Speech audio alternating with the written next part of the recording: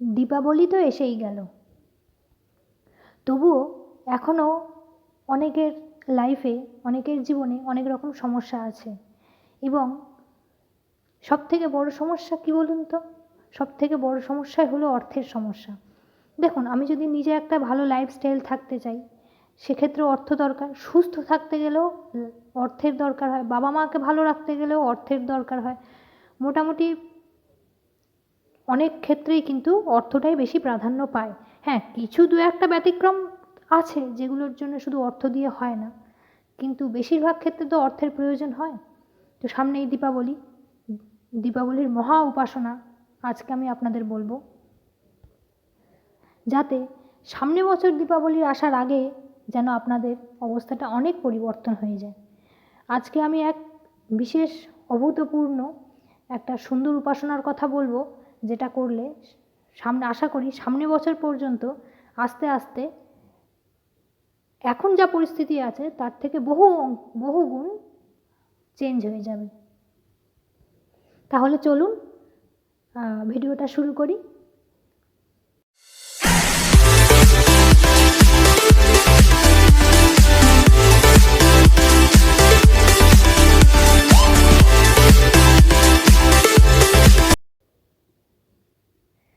নমস্কার বন্ধুরা, আমি আচার্য জয়তী ব্যানার্জি, আপনাদের জ্যোতিষী বন্ধু। আর আপনাদেরকে নতুন আজকে একটা উপায়ের কথা বলবো। অবশ্যই আপনারা উপায়টি করবেন, এবং উপায়টি খুব ইউনিক। এটা আমার নিজস্ব, শুধু আমার নয়, আমার গুরুদেবেরও এটা একটা খুব পরীক্ষিত একটা উপায়। এটা আমরা প্রায় 4-5 বছর ধরে এই উপায়টা করে ফল পেয়েছি, তারপরেই আপনাদেরকে জানাচ্ছি। আপনারা করবেন, অবশ্যই ভালো হবে। তো অত কথা না বাড়িয়ে চলুন উপায়টা কি করতে হবে সেটা বলি। উপায়টা হলো ত্রয়োদশী থেকে ভাই দ্বিতীয়া পর্যন্ত এই 5 দিন এই উপায়টা করতে হবে। টোটাল 5 দিন উপায় করতে হবে। ধনতেরাস থেকে ভাইফোঁটা পর্যন্ত, ভাইফোঁটার দিন পর্যন্ত 5 দিন টোটাল করতে হয়। বিশেষ কিছু নিয়ম আছে, তবে খুব সহজ, একদমই কঠিন নয়, খুব সহজ। তো প্রথমে এর উপকরণ বলি যে কী কী লাগবে আপনাদের। এর জন্য অবশ্যই একটা লক্ষ্মীর মূর্তি লাগবে। লক্ষ্মীর মূর্তি না হলেও ফটো থাকলেও হবে। তবে আমি ভিডিওতে দিয়ে দেবো, স্ক্রিনে দিয়ে দেবো যে কীরকম লক্ষ্মী দরকার হবে। এই রকম লক্ষ্মী কিন্তু লাগবে। হয় লক্ষ্মীর মূর্তি কিনতে পারেন বা ফটোও নিতে পারেন, ফটো নিলেও হবে, কোনো অসুবিধা হবে না। আর পঞ্চপ্রচারে পুজো করতে হবে, তাই এই 5 দিন রোজই কী কী লাগবে। তো পঞ্চপ্রচারে পুজো করতে হবে। পঞ্চপ্রচার পুজো মানে কী কী? ধূপ, দীপ, গন্ধ, পুষ্প, নৈবেদ্য। তো এই হলো ধূপ, দীপ, গন্ধ, পুষ্প, নৈবেদ্য। মানে হলো ধূপ মানে ধূপ, আর দীপ মানে হলো প্রদীপ, আর গন্ধ মানে কিন্তু আতর বা চন্দন হতে পারে। হ্যাঁ, চন্দন বেটে নেওয়া যেতে পারে, বা আতর হলেও ভালো হয়। পুষ্প মানে ফুল, আর নৈবেদ্য মানে প্রসাদী। সেটা আপনি যে কোনো হিসেবে দিতে পারেন। আপনার যেমন সামর্থ্য অনুযায়ী আপনি দিতে পারেন। সেটা মিষ্টি হতে পারে, বা ফল হতে পারে, বা যা হোক কিছু আপনার যেটা মনে হবে সেটা আপনি দিতে পারেন। সাদা বাতাসা হলেও খুব ভালো হয়। সাদা বাতাসা যদি পান খুব ভালো, চেষ্টা করবেন যদি সাদা বাতাসা থাকে দিতে পারেন, খুব ভালো। তো এই কয়েকটা জিনিস লাগে। আর লাগে হচ্ছে আমলকি বা পদ্ম ফুলের বীজ বা পদ্ম ফুলের দানা, যেটা বলি আমরা। তো আমলকি, এবার যদি মনে করেন যে আমি দুটোই দেবো, সেক্ষেত্রে দুটোই দিতে পারেন। আর যদি মনে করেন আমি যে কোনো একটা হয় আমলকি দেবো, তাহলে শুধু আমলকি দিতে পারেন। আর যদি মনে করেন যে শুধু পদ্ম ফুলের বীজ দেবো, তাহলে শুধু পদ্ম ফুলের বীজ দিতে পারেন, আবার দুটোই দিতে পারেন। সেটা আপনাদের উপর নির্ভর করবে। আপনারা যেটা উপলব্ধ যেটা আপনারা পাবেন সেটাই করবেন। আচ্ছা, তাহলে এবার এর সময়টা, উপকরণ বলে দিলাম, এবার সময়টা বলি। সময় হচ্ছে ঠিক সূর্যাস্ত যখন হবে, এখন তো গুগলে দেখাই যায় যে আজকের তারিখ দিয়ে যে আজকের তারিখে সূর্যাস্ত কখন হচ্ছে। ঠিক সূর্যাস্তের 15 মিনিট পর থেকে, মানে আগে থেকে আপনি জোগাড় করতে পারেন, জোগাড় করাতে কোনো অসুবিধা নেই, জোগাড় আপনি সারাদিন ধরেই করুন না, কোনো সমস্যা নেই, সেটা আপনি সময় সুযোগ হিসেবে জোগাড় করবেন। কিন্তু পুজোটা শুরু করবেন ঠিক সূর্যাস্ত কখন হবে ঠিক তার 5 মিনিট পর থেকে, 5 মিনিট না, 15 মিনিট, 15 মিনিট পর থেকে পুজোটা শুরু করবেন। কোন দিকে মুখ করে করবেন? পশ্চিম দিকে মুখ করে করবেন, কারণ এই সময় চন্দ্র, সূর্য, শনি সব কিন্তু পশ্চিম দিকেই থাকে, তো পশ্চিম দিকে মুখ করে কিন্তু পুজোটা করবেন। আর আমলকি বা পদ্ম ফুলের বীজ যেটা বললাম সেটা কিন্তু রোজ 5টা করে লাগবে, 5টা করে রোজ, মানে পার ডে 5টা করে লাগবে।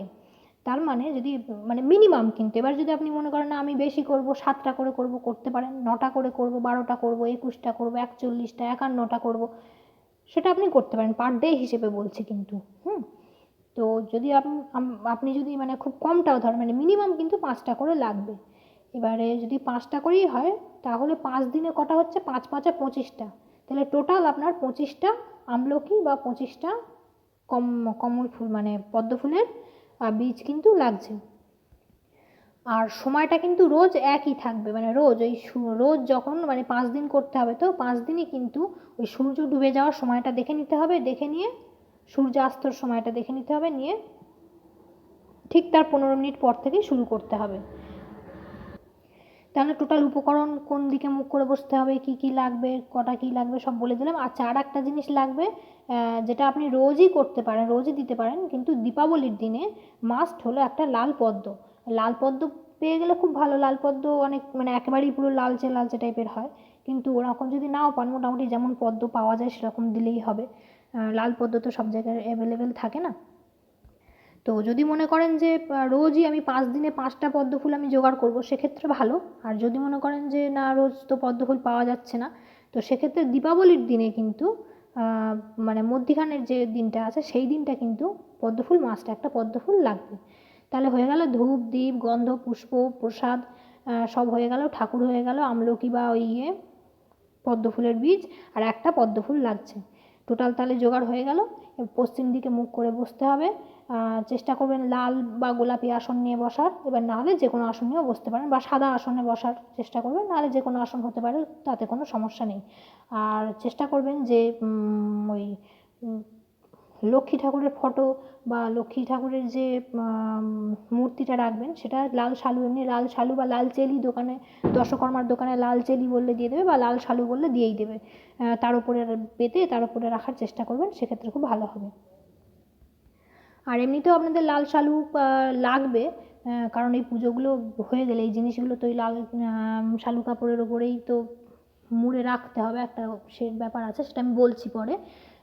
লাল শালু কাপড় কিন্তু, বা লাল শালু বা চেলি যা হোক হতে পারে, আপনি ওটা দোকান ঠাইয়ের থেকে ওই দশকর্মার দোকান থেকে কিন্তু ওটা নিয়ে রাখবেন। এবার তাহলে কি হলো, তাহলে ঠাকুরটাকে রাখলেন, রেখে বা ফুল টুল দিয়ে সব সাজিয়ে টাজিয়ে দিলেন, যেমন করার করলেন। এবার শুরু করবেন, প্রথমে কি করতে হবে, প্রথমে যদি কারোর গুরু দীক্ষা হয়ে থাকে সেক্ষেত্রে 12বার গুরুদেবের নাম নেবেন বা গুরুদেবের নাম জপ করবেন, তারপরে নারায়ণের নাম জপ করবেন 12বার, তারপরে লক্ষ্মী গায়ত্রী। লক্ষ্মী গায়ত্রী এখন ওই ইন্টারনেটে পাওয়াই যায়, গুগলে দিলেই সব বেরিয়ে যাবে, অসুবিধা নেই। লক্ষ্মী গায়ত্রী মন্ত্র যেটা আছে সেটা পাঠ করতে হবে, 12বার পাঠ করবেন লক্ষ্মী গায়ত্রী, 12বার পাঠ করবেন। পাঠ করার পর, আচ্ছা অনেকে পাঠ যদি নাও করতে পারেন শুনতেও পারেন, এখন তো আমাদের সবার হাতেই মোবাইল আছে, মোবাইলে চালিয়ে কিন্তু শুনতেও পারেন, কিন্তু মানে উচ্চারণ করা, কারণ প্রতিটা মন্ত্রের তো একটা ভাইব্রেশন আছে, একটা শব্দের একটা ভাইব্রেশন হয়, তো সেক্ষেত্রে উচ্চারণ করে করে বললে খুব ভালো। আর না হলে যদি শুনতেও পারেন সেক্ষেত্রে শুনলেও হবে, শুনলেও খানিকটা কাজ হবে, কারণ মন্ত্রটা যেহেতু আপনি চালিয়ে দিচ্ছেন তারও তো একটা ভাইব্রেশন হচ্ছে, তো সেক্ষেত্রে শুনতেও পারেন, তার সঙ্গে সঙ্গে নিজে নিজে উচ্চারণ করার চেষ্টা করবেন। তো কি বললাম, প্রথমে নিজের গুরুদেব থাকলে গুরুদেব, আর যদি গুরুদেব নাও থাকে কোনো অসুবিধা নেই, নারায়ণের নাম নেবেন, নারায়ণের নাম নিয়ে ওই লক্ষ্মী গায়ত্রী, লক্ষ্মী গায়ত্রী মন্ত্র 12বার পাঠ করবেন। করার পরে কিন্তু সরস্বতীর নাম নেবেন, সরস্বতীর যে ওম সরস্বতী নমঃ, ওম সরস্বতী নমঃ, বা শুধু সরস্বতী নমঃ বলতে পারেন। এটা 12 বার বলবেন। 12 বার বলার পর গাং গণেশায় নমঃ 12 বার বলবেন, মানে গণেশকে ডাকতে হবে আর কি, গাং গণেশায় নমঃ, এটা 12 বার বলবেন। 12 বার বলার পর মেন যে মন্ত্রটা, সেই মন্ত্রটা কিন্তু বলতে হবে। মেন মন্ত্রটা কি? মেন মন্ত্র হলো কনকধারা স্তোত্র। এটা আপনারা ইউটিউবে পেয়ে যাবেন বা গুগলে পেয়ে যাবেন, কনকধারা স্তোত্র। একবার কনকধারা স্তোত্র পাঠ করবেন। প্রথমে কি করবেন, হাতে হাতে ওই হয় আমলকি, একটা আমলকি বা একটা ওই পদ্মফুলের বীজ বা দুটোই, একটা আমলকি একটা পদ্মফুলের বীজ দুটো একসাথে হাতে নিয়ে রাখতে পারেন, বা যে কোনো একটা যেটা আপনার অ্যাভেলেবেল পাবেন সেটা, আমি যেমনভাবে আগে বলে দিলাম এরকম হাতে নেবেন, নিয়ে একবার কনকধারা স্তোত্র পাঠ করবেন, করে ওই ঠাকুরের সামনে দিয়ে দেবেন। ফের একবার পাঠ করবেন, ফের ঠাকুরের সামনে দিয়ে দেবেন। কম করে 5 বার, আমি তো বলেছি কম করে 5 বার পাঠ করে ঠাকুরের সামনে দিতে হবে। এবার আপনি যতগুলো পারবেন ততগুলো করতে পারেন, মিনিমাম 5টা করে 5 বার করে করতে হবে। 5 বার কনকধারা স্তোত্র, কনকধারা স্তোত্র এটা আপনারা পেয়ে যাবেন। আচ্ছা, যদি উচ্চারণ না করতে পারেন, একটা কাজ করতে পারেন আপনারা, গুগল থেকে ওটা না প্রিন্ট আউট করে নিতে পারেন। আর যাকে প্রিন্ট আউট করতে দেবেন বলবেন যে একটু বড় বড় লেখাগুলো যেন বড় বড় হয়। এবার আপনি লেখাটা বড় বড় করলে আপনাদের পড়তে সুবিধা হবে। তো গুগল থেকে ওটা বার করে নিয়ে প্রিন্ট আউট বার করে নেবেন। প্রিন্ট আউট বার করে নিয়ে এবার প্রিন্ট আউটটাও দেখলেন, সাথে সাথে মোবাইলে মন্ত্রটাও চালিয়ে দিলেন বা স্তোত্রটাও চালিয়ে দিলেন। এবার ওটাতে শুনে শুনে এটাতে পড়তে সুবিধা হবে, তাহলে যারা উচ্চারণ করতে পারে না, কারণ এগুলো তো সংস্কৃতের ব্যাপার, উচ্চারণ করতে একটু সমস্যা হবে প্রথমে, তো সেই জন্য ওটা করে নিলে কিন্তু বেশি সুবিধা হয়। এবার যার যেমন সুবিধা অনুযায়ী করবেন। কেউ যদি মনে করেন যে না আমি শুধু মোবাইলে চালিয়ে দিয়ে শুনবো, সেক্ষেত্রে সেটা করতে পারেন, অসুবিধা নেই। তবে সবথেকে ভালো, বললাম না প্রতিটা শব্দে তো ভাইব্রেশন আছে, তো শুনলে উচ্চারণ করে সবথেকে বেস্ট হয়। আর উপায় আমি বলে দিলাম, এইটা উপায়টা করতে পারেন। আচ্ছা, এবার 5 বার কনকধারা স্তোত্র পড়ার পর, মানে মিনিমাম, তারপরে কিন্তু ওই ফুল দিয়ে, মানে এক এক করে ফুল দেবেন আর এক এক করে লক্ষ্মীর নাম বলবেন। যেমন ওং আদিলক্ষ্মী নমঃ, ওং ধনলক্ষ্মী নমঃ, ওং ধান্যলক্ষ্মী নমঃ, ওং গজলক্ষ্মী নমঃ, ওং সন্তানলক্ষ্মী নমঃ, ওং বীরলক্ষ্মী নমঃ, ওং বিজয়লক্ষ্মী নমঃ, ওং বিদ্যালক্ষ্মী নমঃ, ওং ঐশ্বর্যলক্ষ্মী নমঃ, ওং সৌভাগ্যলক্ষ্মী নমঃ, ওং রাজ্যলক্ষ্মী নমঃ, ওং বরলক্ষ্মী নমঃ। তো এইগুলো হচ্ছে লক্ষ্মীর এক একটা নাম। তো এক একবার করে ফুল হাতে নেবেন, নাম বলবেন আর ফুলটা ঠাকুরের পায়ে দিয়ে দেবেন, যেমন হয় আর কি। এক এক করে ফুল নেবেন, আদিলক্ষ্মী নমঃ বলে ফুলটা পায়ে দিয়ে দিলেন, ফের একটু ফুল নিলেন, ফের ধরো লক্ষ্মী নমঃ বলে ফের ফুলটা পায়ে দিয়ে দিলেন, এরকম করে করে দেবেন। এবারে হয়ে গেলে এবারে টোটাল হয়ে গেল। এবারে লাস্টে কিন্তু স্বর্ণাকর্ষণ ভৈরব স্তোত্র, স্বর্ণাকর্ষণ ভৈরব স্তোত্র, এটাও আপনি ওই গুগলে পেয়ে যাবেন বা ইউটিউবে পেয়ে যাবেন, স্বর্ণাকর্ষণ ভৈরব স্তোত্র। এটা একবার পাঠ করতে হবে, তাহলে প্রথমে গুরু প্রণাম দিয়ে শুরু করছেন, বা গুরু না থাকলে নারায়ণের নাম নিয়ে নিচ্ছেন, নারায়ণের পরে লক্ষ্মী গায়ত্রী করছেন, লক্ষ্মী গায়ত্রীর পর সরস্বতীর নাম নিচ্ছেন, তারপরে গণেশের নাম নিচ্ছেন, তারপরে কনকধারা স্তোত্র মিনিমাম 5 বার করছেন, একবার করবেন, একবার করে আমলকি বা পদ্মফুলের বীজ দিচ্ছেন, বা দুটোই দিয়ে একসাথে দিচ্ছেন, হয়ে গেল। তারপরে অষ্টলক্ষ্মীর নাম নিয়ে আদিলক্ষ্মী, ধান্যলক্ষ্মী, ধনলক্ষ্মী, গজলক্ষ্মী, সন্তানলক্ষ্মী, যে কটা লক্ষ্মী, বা আপনি যদি আরও মনে করেন যে না আমি 108 নাম বার করব, যদি গুগল থেকে 108 নাম বার করে বলেন, সেটাও আপনি করতে পারেন, তাতেও অসুবিধা নেই। বলার পর কিন্তু একবার কিন্তু স্বর্ণাকর্ষণ ভৈরব স্তোত্র পাঠ করবেন। করার পর এবার প্রার্থনা করলেন, যে স্বাভাবিক যে যা প্রার্থনা, যার যে প্রার্থনা আছে সেই প্রার্থনা করলেন। করার পর কিন্তু একটা সংকল্প করতে হবে। কী সংকল্প? যে এই 5 দিন আমি তোমার পূজা করব, এই 5 দিন পূজা করার পর রোজ ত্রিসন্ধ্যা আমি তোমার নাম করব। তার মানে ব্যাপারটা কি হলো, এই 5 দিন পূর্ণ হয়ে যাওয়ার পর রোজ ত্রিসন্ধ্যা মানে হচ্ছে সকালে ঘুম থেকে উঠে, আর এক হচ্ছে সন্ধেবেলায়, আর এক হচ্ছে রাতে শোয়ার সময়। কখন? সকালে ঘুম থেকে উঠে, সন্ধ্যের সময়, আর রাতে শুতে যাওয়ার সময়, এটাকে ত্রিসন্ধ্যা বলে। ত্রিসন্ধ্যা আপনি একবার করে কনকধারা স্তোত্র কিন্তু পাঠ করতে হবে, একবার করে, মানে দিনে 3 বার, একবার করে দিনে 3 বার কনকধারা স্তোত্র পাঠ করতে হবে। সকালে ঘুম থেকে উঠে একবার কনকধারা স্তোত্র পাঠ করে নিলেন মোবাইলে দেখে, আর একবার সন্ধেবেলা পাঠ করে নিলেন মোবাইল দেখে, একবার রাতের বেলা শোয়ার সময় করে নিলেন। এই 3 বার করতে হবে। এটা যদি আপনি করতে, আর আরেকটা জিনিস, এটা হচ্ছে একটা ফার্স্ট সংকল্প। আর দ্বিতীয় সংকল্প হলো যে আমি যা ইনকাম করব তার একটা পার্সেন্টেজ বার করবেন, যে 1% কি 2% কি 3%, আমি যা ইনকাম করব তার এত পার্সেন্ট আমি তোমাকে দেবো। ভগবানকে পার্টনারশিপে নিয়ে নিন, ভগবানকে পার্টনার বানিয়ে নিন নিজের। এটা সবথেকে ভালো উপায়। ভগবানকে নিজের পার্টনার বানালে দেখবেন আপনার ব্যবসা হোক চাকরি হোক দিনকে দিন উন্নতি হতেই থাকবে। আর পার্টনারশিপ বানানো কিন্তু কম ইনকাম যাদের আছে তাদের ক্ষেত্রে সুবিধে। যেমন আপনি যদি 100 টাকা ইনকাম করেন, আপনি যদি বলেন যে আমি 5% ভগবানকে দেবো, তাহলে 100 টাকা ইনকাম করলে 5 টাকা ভগবানের জন্য তুলে রাখলেন, যে 5 টাকা পরবর্তীকালে পুজো করলেন বা কোথাও দান করে দিলেন, বা ঠিক আছে। কিন্তু যদি আপনি এটা 5 কোটি টাকা ইনকাম করেন তাহলে তার 5% কত হবে ভাবতে পারছেন? তাহলে যত কম ইনকাম করছেন কম থেকেই ভগবানেরকে পার্টনারশিপ বানিয়ে নিন, খুব সুবিধা হবে। তো এটাও একটা সংকল্প যে তোমাকে আমি এত পার্সেন্ট পার্টনারশিপ বানালাম, আমার যা ইনকাম হবে আজ থেকে তার এত পার্সেন্ট আমি তোমার জন্য রাখবো।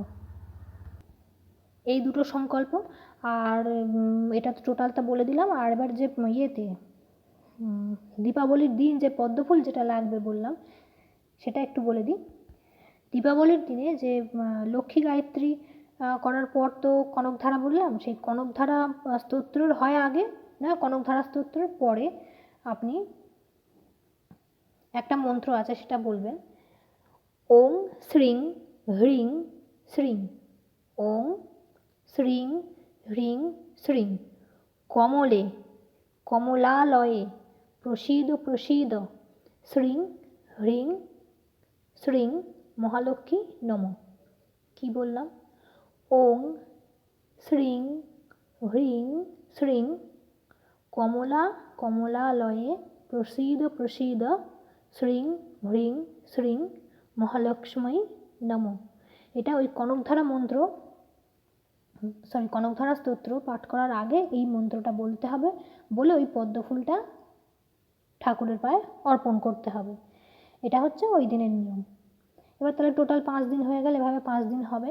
5 দিন হওয়ার পরে শুধু পদ্ম ফুলটা কিন্তু রাখবেন, এছাড়া অন্যান্য যেসব ফুল টুলগুলো দিয়েছেন সেগুলো সব বাদ দিয়ে ওই যে পদ্ম ফুলের বীজ বা আমলকি যেটা থাকবে, বা যদি দুটোই নেন সেটা, ওটা থাকবে। আর ওই পদ্ম ফুল যেটা আছে সেটা থাকবে। এই কটা জিনিস নিয়ে কিন্তু একটা প্রথমেই বলেছিলাম যে লাল শালু বা লাল চেলি একটা কিনে রাখবেন কাপড়, তো তার মধ্যে নিয়ে সেটাকে বাঁধবেন। বেঁধে কোনো কৌটোর মধ্যে কিন্তু বন্ধ করবেন না, হয় আলমারিতে কোথাও ভালো জায়গায় রেখে দেবেন, না হলে বালিশের তলায়, না হলে বিছানার মাথার দিকে বিছানার তলায় নিয়ে রেখে দেবেন, বা কোনো ব্যাগে বা পকেটে নিয়ে রেখে দিতে পারেন।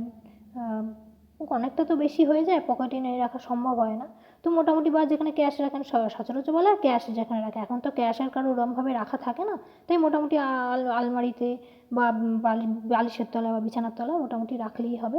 এভাবে রাখবেন, এভাবে থাকবে। সামনে বছর যখন আসবে ত্রয়োদশী, সেই মানে পরের বছর এগুলো নিয়ে জলে বিসর্জন দিয়ে দিতে হবে, দিয়ে আবার এই কাজটা করতে হবে। তো ততদিন মানে অনেকটাই চেঞ্জ হয়ে যাবে আপনার পরিস্থিতি, তাতে মানে কোনো সন্দেহ নেই। তো টোটাল এইভাবে উপাসনাটা করতে হবে, এইভাবে উপাসনাটা করলে খুব সুবিধা হবে। আচ্ছা, আমি তো আমার মতো করে বোঝানোর চেষ্টা করলাম, তো যদি আপনারা কোনোভাবে বুঝতে না পারেন বা কোনো যদি কনফিউশন থাকে অবশ্যই কমেন্ট বক্সে জিজ্ঞেস করবেন, আমি উত্তর দেওয়ার চেষ্টা করব। এবং আশা করি না বোঝার মতো কিছু নেই, আমি অনেক সুন্দর করে বোঝানোর চেষ্টা করেছি যতটা আমার সম্ভব। আপনি যদি না বুঝতে পারেন তাহলে ওই ভিডিওটা বারবার রিওয়াইন্ড করে দেখলে আশা করি বুঝতে পারবেন, পুরোটাই বলা আছে। তাও যদি বুঝতে না পারেন অবশ্যই আমাকে জিজ্ঞেস করবেন কমেন্ট বক্সে, আমি বলে দেবো। আচ্ছা, এটা গেল উপাসনার কথা। যদিও ভিডিওটা অনেক বড় হয়ে গেল, তাও আমি ছোট করে আরেকটা জিনিস বলবো। উপাসনার কথাটা তো বললাম, এছাড়া আপনারা সবাই জানেন বা আমরাও অনেকেই জানি যে অনেক কিছু ধনতেরাসে কিনলে শুভ হয়। তো ঝাঁটা এটা ওটা কিনলে তো সুবিধা হয় বা ভালো হয়, সেটা আমরা জানি, সেটা নতুন করে বলার কিছু নেই। কিন্তু এছাড়াও যেগুলো কেনা যায়, যেমন এখনও দুর্গা পুজোর মেলা, কালী পুজো পর্যন্ত অনেক কোথাও থাকে, তো তো মেলা থেকে বা এমনি দশকর্মার দোকান থেকেও আজকাল কিনতে পাওয়া যায়, বা পিতল কাঁসার দোকান থেকেও কিনতে পাওয়া যায়। যদি লক্ষ্মীর পাদুকা, আমি এখানে ফটো দিয়ে দেবো সব কিছুরই, লক্ষ্মীর পাদুকা যদি কিনতে পারেন সেক্ষেত্রে খুব ভালো হয়। আর রূপোর করতে পারলে তো খুবই ভালো, রূপোর কিনতে পারলে খুবই ভালো। রূপোর না হলেও পিতলের এমনি পাওয়া যায়, সেগুলো কিনলে খুব ভালো। লক্ষ্মীর পাদুকা বা শ্রীযন্ত্র, শ্রীযন্ত্র দুরকম হয়, দুরকম যে কোনো একটা বা দুটো কিনতেই পারেন। শ্রীযন্ত্র কিনতে পারেন, বা যে কুবের যন্ত্র যেটা হয় ফটো ফ্রেমে পাওয়া যায়, কুবের যন্ত্র সেটা কিনতে পারেন। হ্যাঁ, তো ধনতেরাসের দিনে এইগুলো কিনলে কিন্তু খুব শুভ হয়। আর যে চতুর্দশী আছে, চতুর্দশীতে তো আমরা সাধারণত 14 শাক সবাই খাই ধন্বন্তরীর নাম নিয়ে। 14 শাক তো অবশ্যই খাওয়া উচিত। এছাড়াও এটাকে কিন্তু ভূত চতুর্দশী বলা হয়, আর রূপ চতুর্দশীও বলা হয়। তো রূপ চতুর্দশীতে একটা জিনিস করতে পারেন, যেটা যখন স্নান করবেন বালতিতে প্রথমে জল নিয়ে নেবেন, জল নিয়ে 1 চিমটে হলুদ দিয়ে দেবেন তাতে, বা 1 চিমটে হলুদ তো দেবেনই, এবার যদি 1 চিমটে কর্পূর পারেন কর্পূর দেবেন, বা 2-4 ফোঁটা যদি বাড়িতে আতর থাকে, সেন্ট নয়, সেন্ট বা পারফিউম আলাদা জিনিস, আতর আলাদা জিনিস। আতর এমনি দশকর্মার দোকানেও পাওয়া যায়, বা ভালো আতর থাকলে ভালো আতরও পাওয়া যায়। আতর যদি 2-4 ফোঁটা দিতে পারেন সেটা দেবেন, দিয়ে স্নান করবেন, এবং স্নান করার সময় বলবেন, স্নান করার সময় বলতে পারেন, ইয়া দেবী সর্বভূতেষু কান্তিরূপেণ সংস্থিতা নমস্তস্যৈ নমস্তস্যৈ নমস্তস্যৈ নমো নমঃ। ইয়া দেবী সর্বভূতেষু কান্তিরূপেণ সংস্থিতা নমস্তস্যৈ নমস্তস্যৈ নমস্তস্যৈ নমো নমঃ। এই জিনিসটা বলতে পারেন 3 বার, 5 বার, 7 বার, যতই মোটামুটি একটা মিনিমাম কোয়ান্টিটিতে বলবেন, বলে কিন্তু স্নান করতে পারেন। এক্ষেত্রে কিন্তু খুব ভালো, কারণ এটা তো রূপ চতুর্দশী, তো অনেকেই তো অনেক রকম করে করে, এটা একবার করে দেখবেন, এটা কিন্তু খুব কার্যকরী। আশা করি এটা কেউ বলে না। তো যাই হোক, আমি বলে দিলাম এই ছোটো ছোটো উপায়গুলো করতে পারেন। আর কেনার ব্যাপারটাও বলে দিলাম যে কী কী কিনলে বেশি ভালো হবে, কী কী কিনতে পারেন। আর টোটাল এই উপাসনাটার কথা বললাম, উপাসনাটা করবেন, এবং উপাসনাটা হয়ে গেলে কিন্তু রোজ কিন্তু ওই 3 বার করে ওই কনকধারা স্তোত্রটা কিন্তু পাঠ করতে হবে, দিনে 3 বার করে। তো এটা আপনারা করুন, আশা করি অনেক ভালো হবে। যাই হোক, ভিডিওটা অনেক বড় হয়ে গেল। তো আপনারা আমার সাথে এভাবেই থাকুন। আর কোনো অসুবিধা হলে, পার্সোনাল যদি কোনো সমস্যা থাকে, সেক্ষেত্রে আমার সঙ্গে কনসাল্ট করার জন্য অবশ্যই যোগাযোগ করতে পারেন, আমি নাম্বার দিয়ে দেবো। আর এভাবেই আমার সাথে থাকুন, প্লিজ আমাকে সাপোর্ট করুন, সাথে থাকুন। আর অবশ্যই শেয়ার করুন এইসব, যারা করতে চায় বা যারা জানতে চায় তাদেরকে শেয়ার করুন, আপনাদের নিজেদের মানুষকে, কাছের মানুষকে। তো আবার আমি নতুন ভিডিও নিয়ে আসবো, নতুন নতুন ইম্পর্টেন্ট সব ভিডিও নিয়ে আসবো। আজকে এই পর্যন্তই। এতক্ষণ আমার সাথে থাকার জন্য অনেক অনেক ধন্যবাদ।